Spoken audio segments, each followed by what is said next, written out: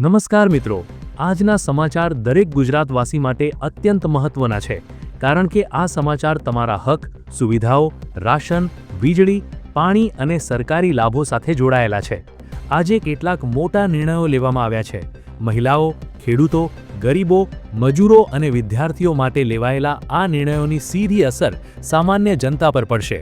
વિડીયોને લાઇક કરીને ચેનલને સબસ્ક્રાઇબ કરો અને કોમેન્ટમાં જણાવો કે તમે ગુજરાતના કયા જિલ્લામાંથી જોઈ રહ્યા છો. ખેડૂતો માટે ખુશ ખબર. ખેતરની સુરક્ષા માટે સોલાર ફેન્સિંગ બનાવવા મળશે 15,000 રૂપિયાની સહાય. ગુજરાતના ખેડૂતોને પોતાના પાકને રખડતા ઢોર અને જંગલી પ્રાણીઓથી બચાવવા માટે રાજ્ય સરકાર દ્વારા એક મહત્વની આર્થિક સહાયની જાહેરાત કરવામાં આવી છે. સોલાર ફેન્સિંગ બનાવવા માટે સોલાર પાવર યુનિટ કેટ ખરીદી સહાય યોજના હેઠળ હવે ખેડૂતો પોતાના ખેતરની ફરતે સોલાર પાવરથી ચાલતી વાડ બનાવી શકશે.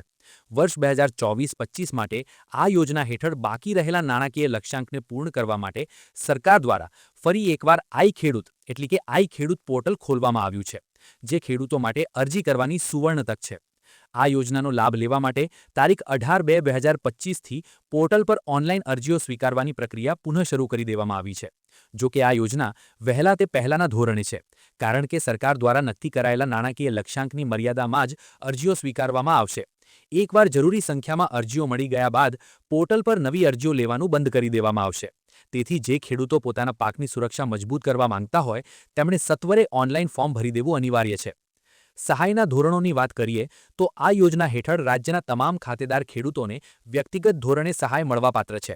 શરત માત્ર એટલી છે કે ખેડૂતે અગાઉ કાંટાળી તારની વાડ બનાવવાની યોજનાનો લાભ લીધેલો ન હોવો જોઈએ.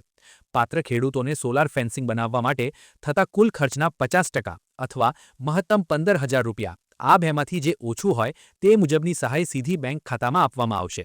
આ સોલાર કેટથી ખેતર સુરક્ષિત રહેશે અને પ્રાણીઓને પણ જાનહાનિ થયા વગર માત્ર સામાન્ય ઝટકો લાગશે, જે પર્યાવરણ અને ખેતી બંને માટે હિતાવહ છે.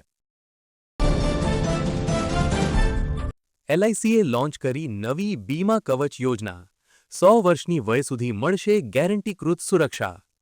ભારતીય જીવન વીમા નિગમ એટલે કે LIC દ્વારા સામાન્ય નાગરિકોની ભવિષ્યની સુરક્ષાને ધ્યાનમાં રાખીને એક શાનદાર નવી યોજના બીમા કવચ લોન્ચ કરવામાં આવી છે. આ એક non link life insurance plan છે, જેનો અર્થ છે કે તમારા રોકાણ પર શેર બજારના જોખમોની કોઈ અસર થશે નહીં. આ યોજનાની સૌથી મોટી વિશેષતા એ છે કે તે પોલિસી ધારકને 100 વર્ષની વય સુધી ગેરંટીકૃત સુરક્ષા પૂરી પાડે છે, જે લાંબા ગાળાના આયોજન માટે શ્રેષ્ઠ વિકલ્પ સાબિત થઈ શકે છે. આ યોજનામાં ખાસ કરીને વધતી જતી વીમા રકમનો વિકલ્પ આપવામાં આવ્યો છે, જે સમય જતાં વધતી જતી મોંઘવારી સામે રક્ષણ પૂરું પાડે છે. જેમ જેમ વર્ષો પસાર થશે તેમ તેમ તમારા વીમાનું કવચ પણ મજબૂત થતું જશે. વયમર્યાદાની વાત કરીએ તો 18 થી 65 વર્ષની વચ્ચેની કોઈ પણ વ્યક્તિ આ પોલિસીમાં જોડાઈ શકે છે.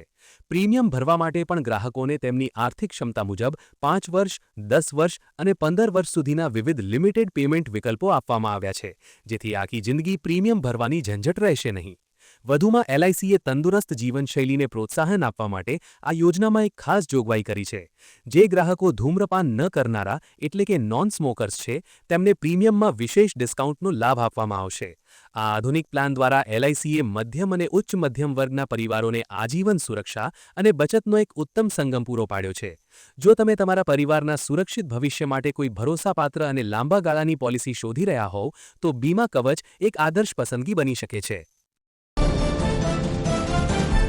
ભારતે કરી મોટા યુદ્ધની તૈયારી. સંરક્ષણ ક્ષેત્રે 2.38 લાખ કરોડ રૂપિયાનો ઐતિહાસિક ખર્ચ. સેના બનશે વધુ ઘાતક. વૈશ્વિક અશાંતિ અને સરહદી પડકારો વચ્ચે ભારત પોતાની સૈન્ય શક્તિને આધુનિક બનાવવા માટે અત્યાર સુધીનું સૌથી મોટું પગલું ભરી રહ્યું છે.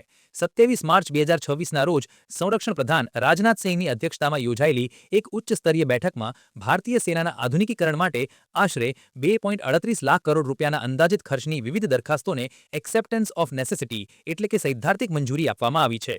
આ નિર્ણયથી ભારતીય સેનાની ત્રણેય પાંખોની લડાયક ક્ષમતામાં અનેક ગણો વધારો થશે અને દેશ દુશ્મનોના કોઈપણ દુસ્સાહસનો જવાબ આપવા સજ્જ બનશે.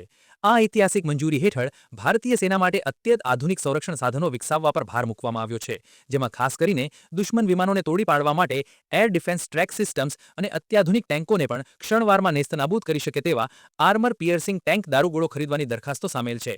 આ ઉપરાંત યુદ્ધના મેદાનમાં સંચાર વ્યવસ્થા મજબૂત કરવા માટે રેડિયો રિલે અને સ્વદેશી તાકાત સમાન ધનુષ ગન સિસ્ટમ માટે પણ લીલી ઝંડી આપી દેવામાં આવી છે. આ તમામ સાધનો સેનાની આક્રમક અને રક્ષણાત્મક બંને શક્તિમાં વધારો કરશે. ટેકનોલોજીના યુગમાં ભારત હવે હવાઈ દેખરેખમાં પણ પાછળ નહીં રહે. આ બેઠકમાં ખાસ કરીને રનવે સ્વતંત્ર એર સર્વેલન્સ સિસ્ટમ્સ માટે પણ મંજૂરી આપવામાં આવી છે, જેનો અર્થ એ છે કે હવે ભારતીય સેના કોઈ પણ મુશ્કેલ ભૌગોલિક સ્થિતિ કે રનવે વગરના વિસ્તારોમાંથી પણ દુશ્મન પર બાજ નજર રાખી શકશે. આ પ્રોજેક્ટ્સમાં મેક ઇન ઇન્ડિયાને પ્રાધાન્ય આપવામાં આવ્યું હોવાથી ભારતીય સંરક્ષણ ઉદ્યોગોને પણ મોટું પ્રોત્સાહન મળશે. આટલા મોટા પાયે થઈ રહેલું રોકાણ એ સ્પષ્ટ સંકેત છે કે ભારત પોતાની સાર્વભૌમત્વની રક્ષા માટે કોઈ પણ સમજૂતી કરવા તૈયાર નથી. એટીએમમાંથી પૈસા ઉપાડવા હવે પડશે મોંઘા. 1 એપ્રિલથી બેન્કિંગના નિયમોમાં મોટો ફેરફાર. જો તમે વારંવાર એટીએમમાંથી રોકડ ઉપાડવાની આદત ધરાવો છો તો 1 એપ્રિલથી તમારે સાવધાન થઈ જવાની જરૂર છે. નવા નાણાકીય વર્ષની શરૂઆત સાથે જ બેન્કિંગ ક્ષેત્રે મોટા ફેરફારો થવા જઈ રહ્યા છે, જેના કારણે સામાન્ય ગ્રાહકોના ખિસ્સા પર સીધો બોજ વધશે. એચડીએફસી અને અન્ય પ્રમુખ બેન્કો દ્વારા જાહેર કરવામાં આવેલી નવી માર્ગદર્શિકા મુજબ હવે મફત વ્યવહારની મર્યાદા પૂરી થયા બાદ ગ્રાહકોએ દરેક ટ્રાન્ઝેક્શન પર વધુ ચાર્જ ચૂકવવો પડશે. આ ફેરફારનો મુખ્ય હેતુ ડિજિટલ પેમેન્ટને પ્રોત્સાહન આપવાનો અને રોકડ વ્યવહારોમાં ઘટાડો કરવાનો છે. નવા નિયમો મુજબ એચડીએફસી સહિતની બેન્કોમાં ગ્રાહકોને દર મહિને માત્ર 5 ફ્રી ટ્રાન્ઝેક્શનની સુવિધા મળશે. પરંતુ જો તમે મેટ્રો એટલે કે મહાનગરોમાં રહો છો તો આ મર્યાદા માત્ર 3 ફ્રી ટ્રાન્ઝેક્શન સુધી જ મર્યાદિત રહેશે. એકવાર આ ફ્રી લિમિટ પૂરી થઈ ગયા બાદ દરેક વધારાના વ્યવહાર પર ₹23 ચાર્જ વસૂલવામાં આવશે. આ ઉપરાંત પંજાબ નેશનલ બેંક એટલે કે પીએનબીએ પણ પોતાના ડેબિટ કાર્ડના નિયમોમાં ફેરફાર કરીને દૈનિક ઉપાડની મર્યાદા ₹1 લાખ ઘટાડીને માત્ર ₹50,000 કરી દીધી છે, જે મોટા વ્યવહાર કરનારાઓ માટે આંચકા સમાન છે. બેન્કિંગ સમય અને પેનલ્ટીના નિયમોમાં પણ કડક જોગવાઈઓ કરવામાં આવી છે. એચડીએફસી બેંકના જણાવ્યા મુજબ હવે સાંજે 7:30 પછી કરવામાં આવેલા વ્યવહારો તે જ દિવસે ગણવાને બદલે બીજા દિવસના વ્યવહાર તરીકે ગણવામાં આવશે, જે તમારી માસિક મર્યાદાને અસર કરી શકે છે. સૌથી મહત્વની વાત એ છે કે જો તમારા ખાતામાં પૂરતું બેલેન્સ નહીં હોય અને તેના કારણે એટીએમ ટ્રાન્ઝેક્શન ફેલ થશે તો બેંક તમારી પાસેથી ₹25 દંડ પેટે વસૂલશે. આથી એટીએમનો ઉપયોગ કરતા પહેલા તમારા ખાતાની બાકી રકમ તપાસવી હવે અનિવાર્ય બની ગઈ છે, જેથી બિનજરૂરી આર્થિક નુકસાનથી બચી શકાય. ઈરાન યુદ્ધની સીધી અસર તમારા મેડિકલ બિલ પર. 1 એપ્રિલથી પેરાસિટામોલ સહિત 1000 દવાઓ થશે મોંઘી. સામાન્ય જનતા માટે મોંઘવારીનો વધુ એક આંચકો દવાઓના સ્વરૂપે આવ્યો છે. પશ્ચિમ એશિયામાં ઈરાન સાથેના સંઘર્ષની સ્થિતિને કારણે હવે ભારતના મેડિકલ સ્ટોર્સ પર મળતી જીવન જરૂરી દવાઓના ભાવમાં ધરખમ વધારો થવા જઈ રહ્યો છે. નવા નાણાકીય વર્ષની શરૂઆત એટલે કે 1 એપ્રિલથી પેરાસિટામોલ, એન્ટીબાયોટિક્સ અને દુખાવાની દવાઓ સહિત કુલ 1000થી વધારે દવાઓની કિંમતોમાં વધારો ઝીંકવામાં આવશે. આ ભાવ વધારો મધ્યમ અને ગરીબ વર્ગના પરિવારો માટે રસોડાના બજેટ બાદ હવે સ્વાસ્થ્યના બજેટને પણ ખોરવી નાખશે. દવાઓના ભાવ વધવા પાછળનું મુખ્ય કારણ ઈરાન યુદ્ધ અને આંતરરાષ્ટ્રીય અશાંતિ છે. દવા બનાવવા માટે જરૂરી એવા કાચા માલ એટલે કે એક્ટિવ ફાર્માસ્યુટિકલ ઇન્ગ્રેડિયન્ટ્સ એપીઆઈની કિંમતોમાં વૈશ્વિક સ્તરે મોટો ઉછાળો આવ્યો છે. ભારત મોટાભાગનો કાચો માલ વિદેશથી મંગાવે છે, પરંતુ યુદ્ધની સ્થિતિને કારણે સપ્લાય ચેન અત્યંત પ્રભાવિત થઈ છે અને ટ્રાન્સપોર્ટેશન ખર્ચ પણ વધી ગયો છે. આ સંજોગોમાં ફાર્મા કંપનીઓ માટે જૂના ભાવે દવાઓનું ઉત્પાદન કરવું મુશ્કેલ બન્યું છે. પરિણામે તેનો બોજ હવે સીધો ગ્રાહકો પર નાખવામાં આવી રહ્યો છે. આ ભાવ વધારો એવા સમયે થઈ રહ્યો છે જ્યારે દેશમાં સપ્લાય ચેન પહેલાથી જ ખોરવાયેલી છે. નિષ્ણાતોના મતે માત્ર સામાન્ય તાવની દવાઓ જ નહીં, પરંતુ બ્લડ પ્રેશર, ડાયાબિટીસ અને હૃદયરોગ જેવી ગંભીર બીમારીઓની દવાઓના ભાવમાં પણ 10-12% જેટલો વધારો જોવા મળી શકે છે. દવા કંપનીઓએ સરકાર પાસે ભાવ વધારાની મંજૂરી માંગી હતી, જે હવે અમલી બનવા જઈ રહી છે. બીમારીના સમયે આ મોંઘી દવાઓ સામાન્ય નાગરિકોની કમર તોડી નાખશે તેવું ચોક્કસપણે દેખાઈ રહ્યું છે.